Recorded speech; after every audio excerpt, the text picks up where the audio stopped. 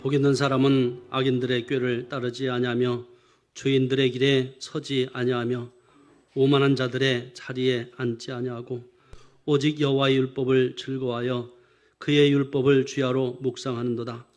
그는 시냇가에 심은 나무가 철을 따라 열매를 맺으며 그 잎사이가 마르지 아니함 같으니 그가 하는 모든 일이 다 형통하리로다.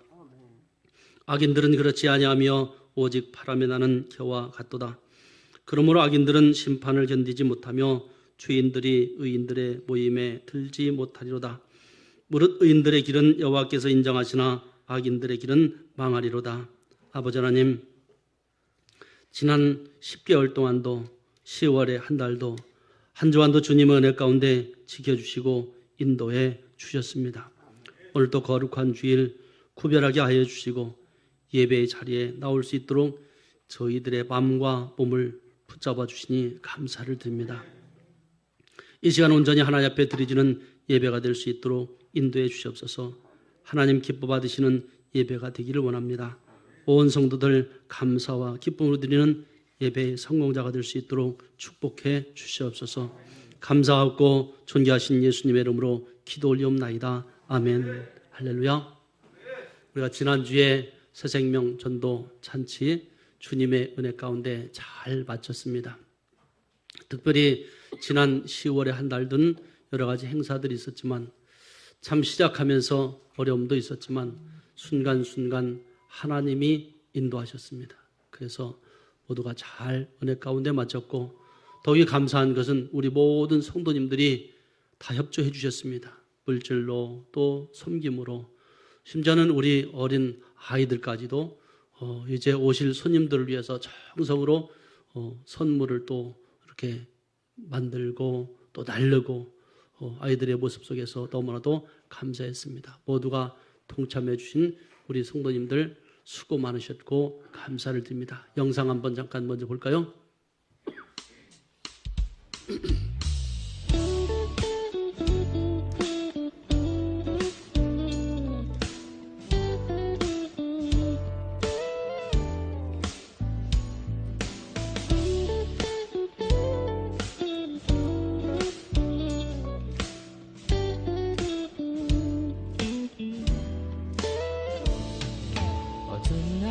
지나고 그가 빛을 발하니 쓰러져가는 우리 영혼 주가 붙잡아 주시리. 우린 쉬지 않으리.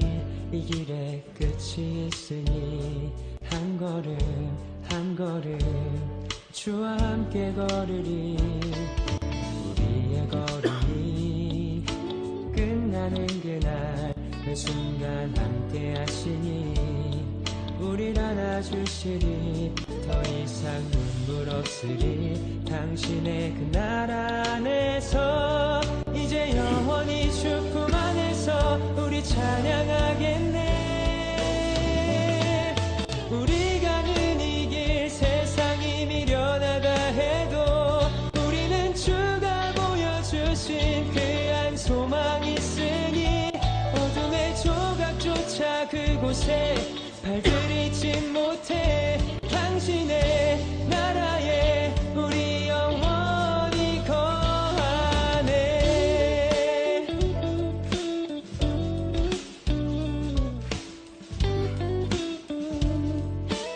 다시 한번 어두운 날 다 지나고 그가 빛을 발하니 쓰러져가는 우리 영혼 주가 붙잡아 주시. 우린 쉬지 않으리. 이 길에 끝이 있으니 한 걸음 한 걸음 주와 함께 걸으리. 우리의 걸음이 끝나는 그날 매 순간 함께 하시니 우릴 안아주시니 더 이상 눈물 없으니 당신의 그 나라 안에서 이제 영원히 주 품 안에서 우리 찬양하겠네. 우리 가는 이 길 세상이 미련하다 해도 우리는 주가 보여주신 그 한 소망 있으니 어둠의 조각조차 그곳에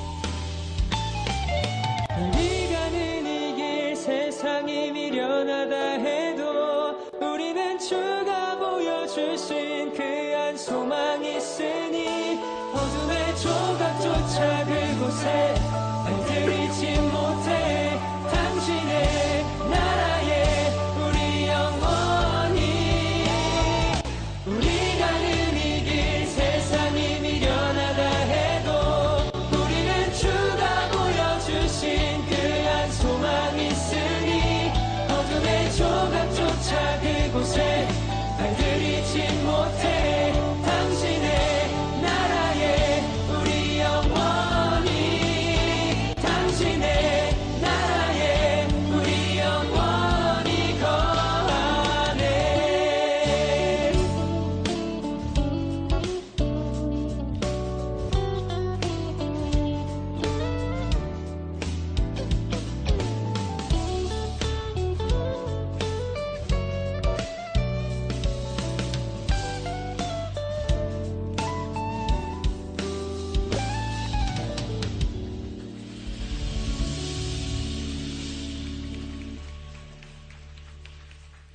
모두 수고하셨습니다. 박수 한번 칠까요?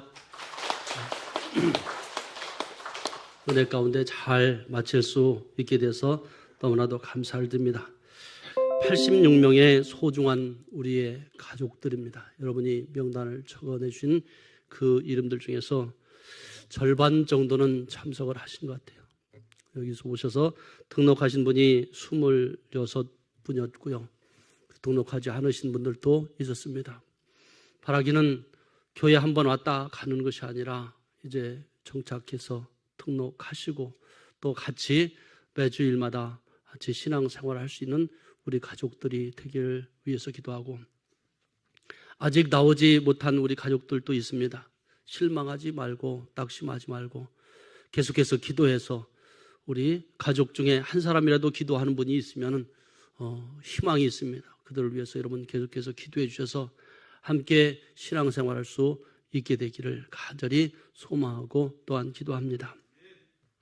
오늘 우리에게 주시는 말씀입니다. 신명기 4장 1절에서 6절 말씀, 말씀에 순종하는 자에게 복을 주시는 하나님, 이런 제목으로 말씀을 선포합니다. 한번 따라해 볼까요? 말씀에 순종하는 자에게 하나님은 복을 주십니다. 그렇습니다. 말씀에 순종하는 자에게 하나님은 복을 주십니다. 간밤에 여러분 잘 지내셨나요? 어떠신가요? 또 간밤에 자고 일어나니까 충격적인 소식이 들려왔습니다. 8년 전에도 이 땅에 세월호 참사가 있어서 마음이 아팠는데 간밤에 또 우리의 젊은이들이 149명이 또 세상을 떠났습니다. 서로 밀고 밀리고 참 안타깝게 압사해서 이렇게 세상을 떠났습니다. 너무나도 가슴 아픈 일이죠. 누군가의 가정, 누군가의 소중한 아들이고 딸이고 가족들입니다. 그 부모들은, 그 부모의 심정은 참 하늘이 무너지는 것 같고 아픈 소식이 아닐 수가 없습니다. 왜 이런 일들이 우리 주변에서 일어날까? 이런 일들이 더 이상, 아픔의 일들이 일어나지 않았으면 좋겠고, 더 이상 희생자가, 또 더 이상 사망자가 나오지 않기를 간절히 또 기도하고 그렇게 간구해 봅니다. 그런데 이 할로윈데이, 할로윈 축제가 뭘까요, 여러분? 여러분 이거에 대해서 깊이 생각해 보셨나요? 그런데 오늘날도 교회에서도, 심지어는 교회 다니는 성도들도 이것을 즐기는 분들이 많습니다.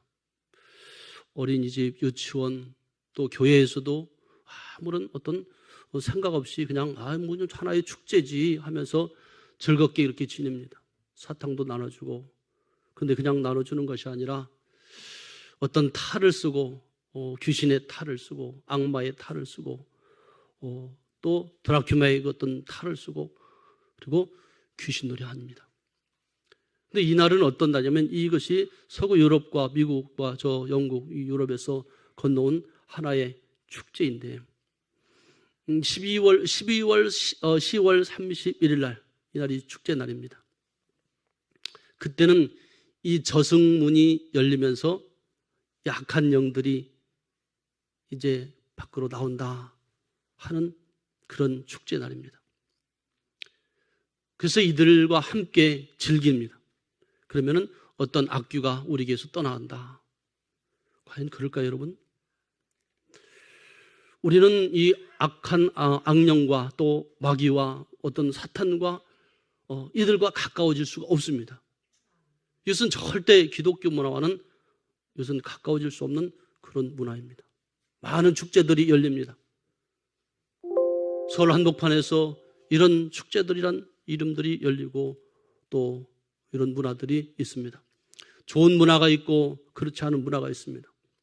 기독교와 정반대되는 그런 문화들이 있습니다. 참 안타깝죠? 근데 10월 31일이 무슨 날인지 아세요, 여러분?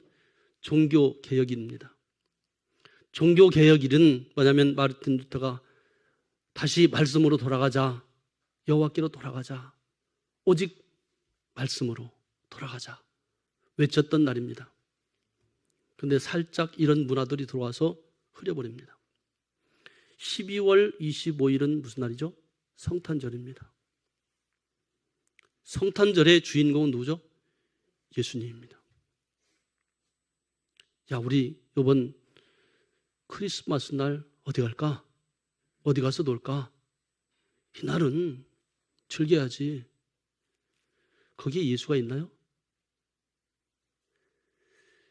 예수가 없습니다. 누가 주인공이죠? 산타가 주인공입니다.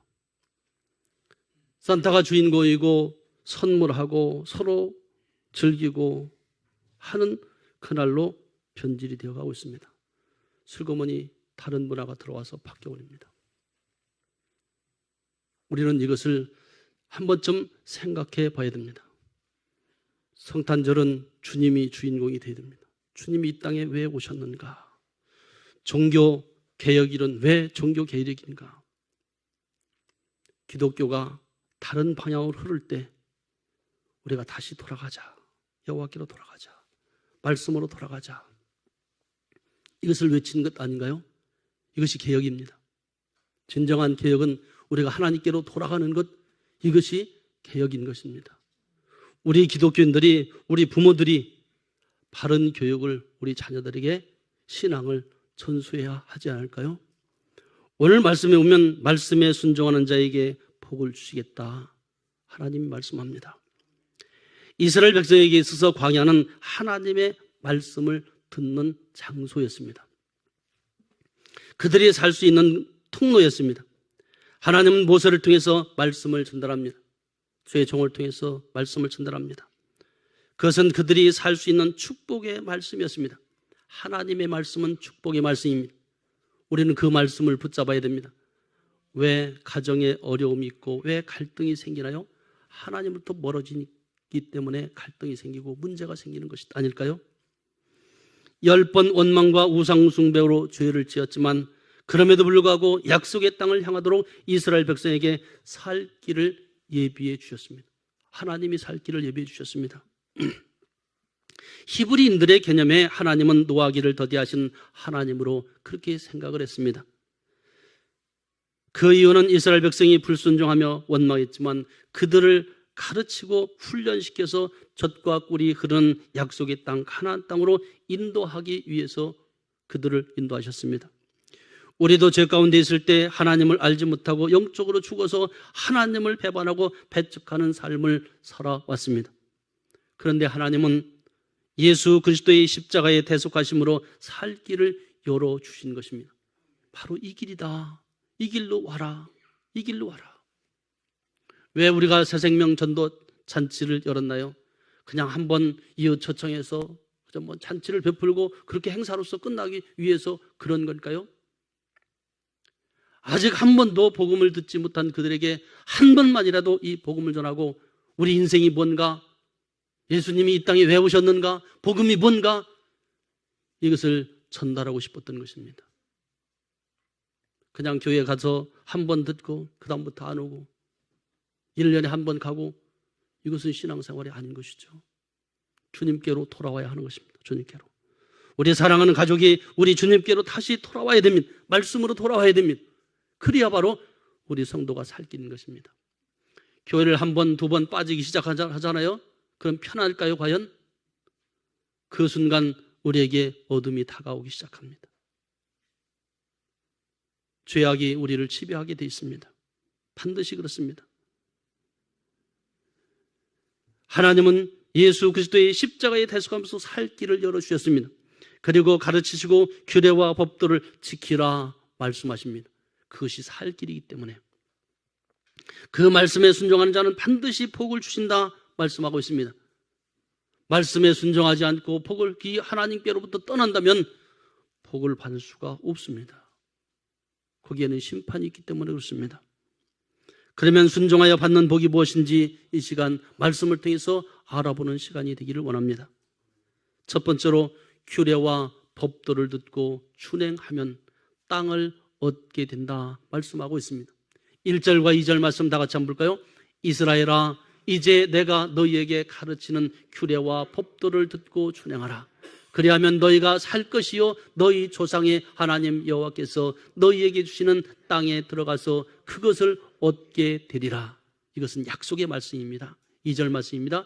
내가 너희에게 명령하는 말을 너희는 가감하지 말고 내가 너희에게 내리는 너희 하나님 여호와의 명령을 지키라. 여호와 하나님의 명령을 지키는 길만이 우리 선택받은 하나님의 백성들의 살 길임을 여러분 꼭 명심하시고 우리 자손들에게 우리 자녀들에게 이 말씀을 전해 주어야 하는 것입니다.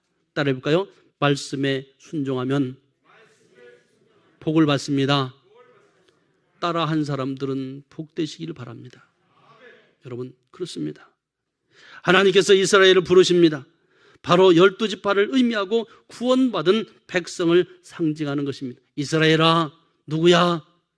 이스라엘 대신에 내 이름을 한번 여기다 넣어보시기 바랍니다. 누구야? 누구야? 여호와께로 돌아오라. 하나님께로 돌아가자. 그들이 지킬 것은 규례와 법도를 듣고 준행하라 하는 것입니다. 말씀을 듣는 것으로만 끝난 것이 아니라 많은 것을 알고 있습니다. 그런데 행하지 않는 것이 문제인 것입니다. 알고는 있는데 따라주지를 않아요. 그럼 방법이 없습니다. 해결 방법이 없습니다. 말씀을 듣고 그대로 행할 때 방법이 나오는데 말씀을 알기는 너무나도 잘하는데 행하지 않습니다. 그러면 문제가 됩니다. 그러면 하나님께서 주시는 땅에 들어가서 그것을 얻게 된다 약속하셨는데도 행하지 않습니다. 여러분 우리가 몸이 아프면 병원에 가잖아요. 그럼 의사가 진단을 합니다. 그리고 거기에 맞게 처방해서 약을 줍니다. 그러면 그 약을 먹어야죠. 근데 약만 쳐다보고 있다고 생각해 보세요. 그래 어디 아픈 데는 뭐 먹으면 좋아? 나사? 낫습니까? 먹어야 됩니다. 먹어야. 행해야 됩니다. 말씀도 마찬가지. 말씀을 먹고 우리가 행할 때 놀라운 기적이 일어나는 것입니다.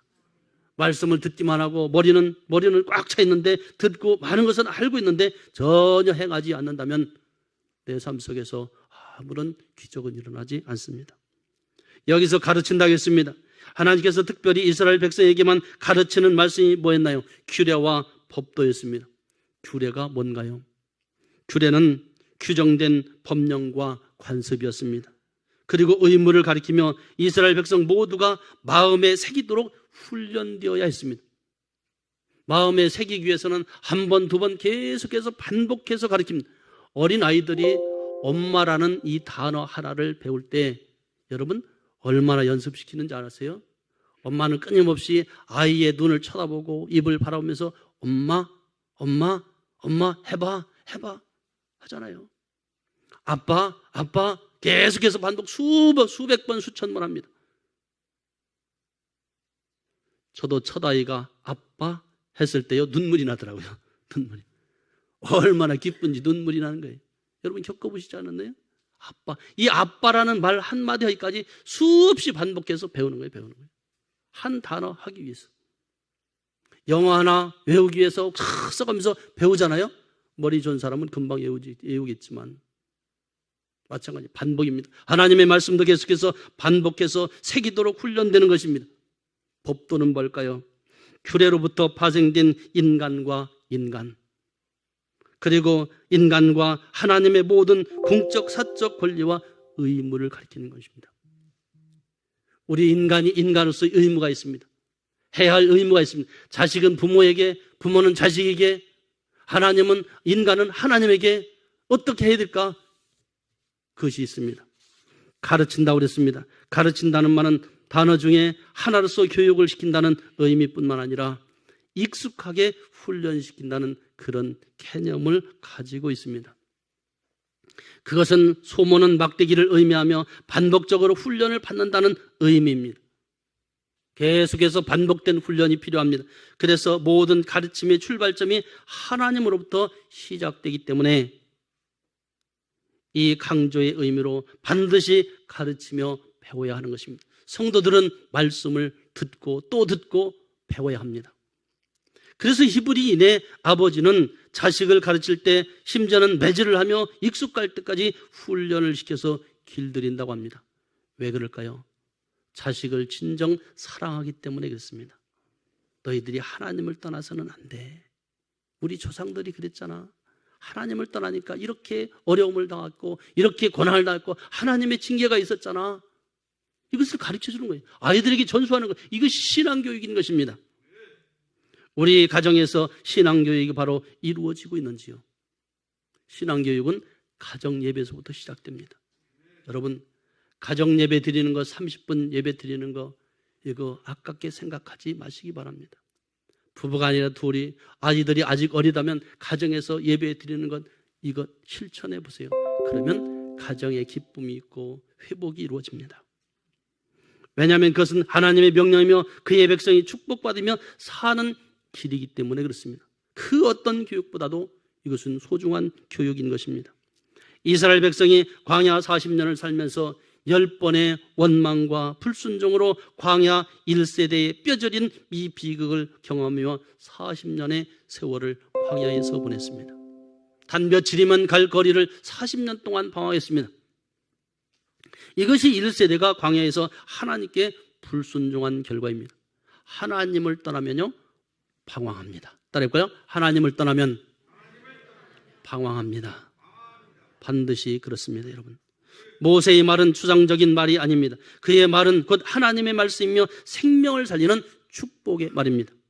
이스라엘 백성의 순종과 불순종의 여부가 삶과 죽음의 기로가 된다는 사실을 분명하게 상기시켜주는 말이었습니다. 이스라엘 백성이 하나님께서 약속하신 규례와 법들을 지켜 순종하면 그들이 구원의 은혜로 약속의 땅에 즉시 들어가서 영원한 상속자가 될 것이라는 말씀인 것입니다. 그리고 젖과 꿀이 흐르는 그곳에서 생명이 보존되며 상속권이 박탈되지 않고 초미자의 복을 누리게 된다 약속하고 있습니다. 그런데 여기서 가감하지 말라 그랬습니다. 이것은 여러 가지 의미를 담고 있는 말이기도 합니다. 첫 번째는 감소하거나 줄이는 것을 의미합니다. 이것은 하나님이 명령하는 말 중에 가장 작은 부분들조차도 가감해서는 안 된다는 말씀이기도 합니다. 두 번째는 제지하거나 억누르는 것을 의미하며 하나님 앞에 묵상하는 것을 억누르고 복음 전파하는 사명을 제지하는 것은 용납되지 않는다는 그런 의미의 말입니다. 세 번째는 눈을 딴 데로 돌리는 것을 의미하며 하나님을 향하지 않고 우상을 향해서 눈을 돌리거나 가증한 행위를 하는 것을 의미합니다. 여러분, 하나님 보시기에 가증한 행위가 뭘까요? 우리는 하나님 보시기에 가증한 행위를 해서는 안 됩니다. 눈을 돌린다고 그랬습니다. 말씀이 선포되는데 눈을 돌린다고 생각했어요. 이것은 거부하는 것입니다. 소돔과 고모라에 심판이 임했습니다. 롯의 아내가 고개를 돌렸다 그랬습니다. 하나님의 말씀을 외면하는 거예요. 하나님의 말씀을 외면하면 거기에는 심판이 반드시 임하게 됩니다. 여러분, 여기서 보니까 돌리는 것입니다. 하나님을 향하지 않고 우상을 향해서 눈을 돌리는 것입니다. 요즘 많은 사람들이 하나님을 향한 것이 아니라 우상을 향해서 눈을 돌립니다. 한번 가볼까? 재밌네. 가볼까? 여기 가보고 저기 가보고 기웃기웃합니다. 하나님을 떠나게 됩니다. 복음을 거부하고 눈을 돌리는 것, 이것은 심판의 대상이 될 수밖에 없는 것입니다. 하나님께서 주신 말씀 곧 규례와 법도는 그분의 완전성과 거룩성을 말합니다. 그리고 전지성에 근거한 것이기 때문에 역시 조금도 부족함이 없는 완전한 것입니다. 그래서 하나님의 말씀에 인간이 인위적으로 어떠한 내용을 덧붙이거나 삭제하는 것을 엄하게 여기셨던 것입니다. 예를 들어서 설교자나 성도가 하나님의 말씀을 자기 생각과 의도대로 해석하고 근거 없이 전하는 것도 용납되지 않았습니다. 강단에서 말씀 한 절 읽어놓고 자기 사상을 전하고 자기 생각을 전하고 자기 철학을 전한다면 이것은 잘못된 것입니다. 이것은 하나님을 무시하는 결과입니다. 하나님의 의도를, 하나님의 뜻을, 하나님의 말씀을 바로 전해야지 자기 사상을 전한다면 이것은 자기 사상을 전하는 것이죠. 자기 생각을 전하는 것이죠. 사랑하는 성도 여러분, 분별되지 않나요? 분별할 수 있는 우리 성도들 되시기를 주님의 이름으로 축원합니다. 이 말은 여호와의 명령 곧 규례와 법도는 말씀 밖으로 절대 나가서는 안 되는 것입니다. 삼가 그 말씀 안에 온전히 거하며 살라 하는 말씀인 것입니다. 그리고 주의하며 감사하듯이 하라는 것입니다. 사탄 마귀는 우는 사자와 같이 삼킬 자를 찾는다 그랬습니다. 여러분, 동물의 세계에서 먹잇감을 찾을 때 어떤 것을 찾나요? 무리 안에 있는 것 먹지 못합니다. 뭉쳐있을 때는 뒤에서 살살 엿보고 있습니다. 그러다가 팍 후다닥 뜁니다. 그러면 놀라서 뛰잖아요. 흩어놓습니다. 무리들을 흩어놓습니다.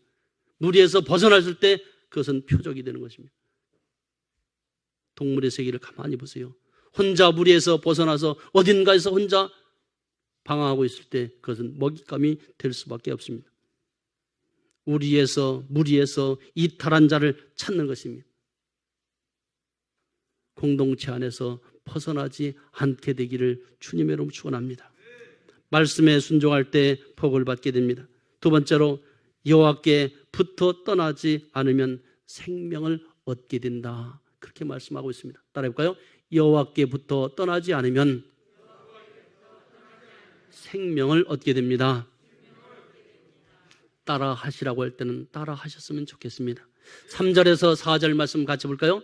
여호와께서 바알보올의 일로 말미암아 행하신 바를 너희가 눈으로 보았거니와 바알보올을 따른 모든 사람을 너희의 하나님 여호와께서 너희 가운데서 어떻게 했나요? 멸망시켰으니 오직 너희의 하나님 여호와를 붙어 떠나지 않은 너희는 어떻게 했나요?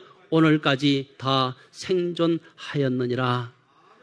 우리가 살 수 있는 것은 하나님께 붙어 있어야 됩니다. 하나님을 떠나서는 안 됩니다. 이 공동체 안에서 벗어나서는 안 되는 것입니다. 사랑하는 성도 여러분, 하나님께 붙어 있는 자들이 되시길 바랍니다. 모세가 이 비극적인 사건을 상기시킨 이유가 있습니다.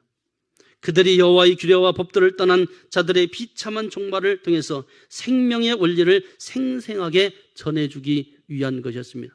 이 일을 자손들에게 계속해서 전해주는 거예요. 할아버지가 또 그 전에 할아버지가 계속해서 전해주는 것입니다. 우리 자손들에게 과거에 우리 조상들이 이랬어. 하나님을 떠났었어. 우상을 섬겼었어. 그러다 보니까 이런 결과를 낳지. 사랑하는 아들아, 사랑하는 딸아, 사랑하는 우리 손주들아, 하나님을 떠나서는 안 돼. 하나님을 떠나서는 안 돼. 우상을 섬겨서는 안 돼. 이것이 신앙교육인 것입니다. 하나님께로 돌아가 순종하면 회복이 이루어지는 것입니다. 한번 따라할까요? 하나님께로 돌아가 순종하면 회복이 됩니다. 뭔가 문제가 풀리지 않나요? 관계가 회복이 되지 않나요? 내 자신이 돌아봤으면 좋겠습니다. 하나님께로 돌아가세요. 여호와께로 돌아가자. 말씀으로 돌아가자. 이것이 종교개혁이었습니다. 그러면 문제가 해결이 되고 회복이 됩니다. 가정이 회복이 되고 직장이 회복이 되고 우리 삶의 현장이 회복이 되는 줄 믿으시기 바랍니다. 멸망시키셔서 되겠습니다.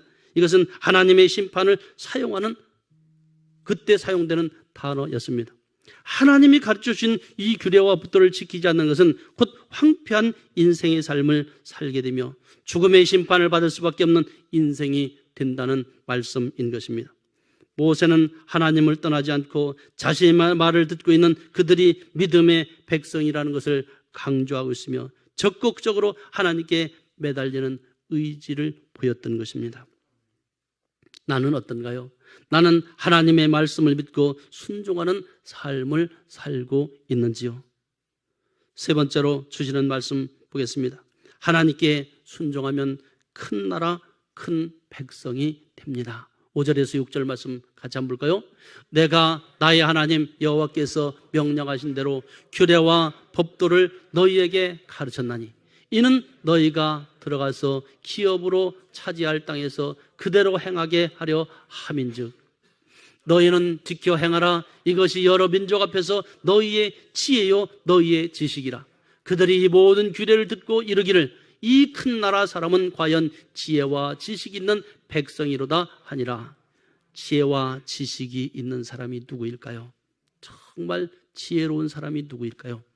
하나님께로 돌아가는 사람이 지혜로운 사람입니다. 가장 어리석은 사람이 뭘까요? 하나님 없이도 돼. 나 혼자 스스로 할 수 있어. 이것이 어리석은 자라는 것입니다. 사랑하는 성도 여러분, 이스라엘 백성이 여호와께서 명하신 이 규례와 법도를 가르쳐 지킴으로 약속한 땅을 기업을 차지하게 되는 이 복을 얻게 된 것을 우리 자손들에게, 그 자손들에게 지금 전하고 있는 것입니다. 이들은 오직 복음 안에서 살아가는 자들이며 오직 하나님의 은혜로 들어가는 자들을 말하는 것입니다. 광야 1세대는 율법의 의를 앞세우며 영광의 땅을 바라보던 자들입니다.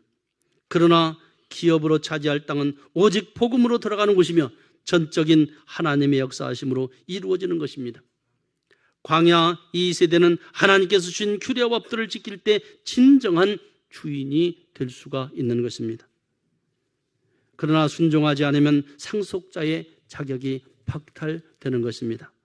사랑하는 성도 여러분, 본장은 모세가 행한 세 편의 설교 중 첫 번째 설교의 결론 부분이기도 합니다.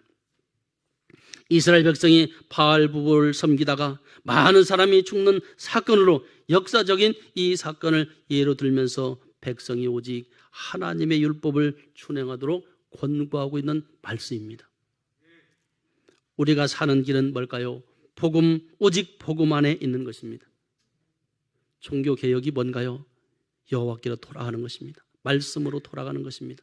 잘못된 길에서 다시 돌아서는 것입니다. 제자리로 돌아가는 것, 이것이 종교개혁 아닌가요? 여러분, 복음의 줄을 끝까지 붙잡고 순종할 때 하나님의 축복이 임하게 되는 줄 믿으시기 바랍니다. 그리고 이 땅에서 지식과 지혜가 충만한 삶을 살게 될 수 있는 것입니다. 우리의 참 지혜와 지식은 뭘까요? 하나님을 아는 지식입니다. 말씀을 읽고 듣고 말씀을 계속해서 묵상할 때 하나님께서 우리에게 지혜를 주시고 참된 지식을 주시는 것입니다. 이것을 우리 자녀들에게 전수해야 하는 것입니다. 우리가 이 땅에 잘 살 수 있는 길은 하나님의 규례와 법도인 이 복음의 말씀에 순종하는 길이라는 것을 오늘 본문에서 분명히 하나님께서 우리에게 말씀하고 있습니다. 이것은 우리 하나님의 음성인 것입니다. 그러면 이 민족이 살며 교회가 살고 여러분 개인 성도가 살고 가정이 살 수 있는 것입니다. 왜 우리 가정은 이럴까? 왜 나는 이런 삶을 살까? 여러분 한번 생각해 보시고 나와 하나님과의 관계는 바로 되어 있는가? 한번 보시기 바랍니다.